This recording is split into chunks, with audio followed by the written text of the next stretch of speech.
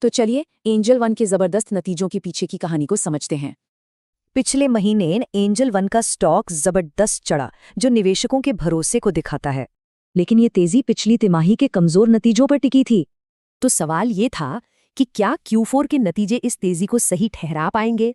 Q3 में revenue तो बढ़ा, पर प्रॉफिट और मार्जिन घट गए, जिससे कंपनी पर दबाव आ गया।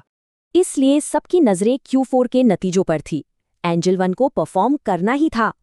और कंपनी ने कर दिखाया। प्रॉफिट आफ्टर टैक्स तिमाही दर तिमाही 19.2% उछल गया।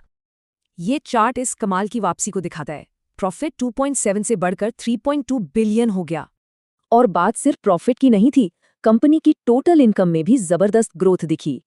तो सवाल ये है कि उन्होंने ये जबरदस्त वापसी की कैसे? कंपनी के कोर बिजनेस ने जबरदस्त परफॉर्म किया। क्लाइंट एक्टिविटी में बड़ा उछाल आया। मार्च के आखिर तक टोटल क्लाइंट बेस बढ़कर 3.74 करोड़ यूजर्स का हो गया। और खास बात यह है कि लगभग 90% नए ग्राहक बड़े शहरों के बाहर से आ रहे हैं।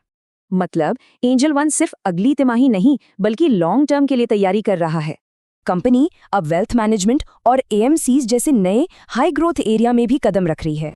मैनेजमेंट ने साफ बताया है कि इन नए बिजनेस को प्रॉफिट में आने में कितना वक्त लगेगा। कंपनी के आगे के लक्ष्य काफी अग्रेसिव हैं और टेक्नोलॉजी पर भी जबरदस्त फोकस है।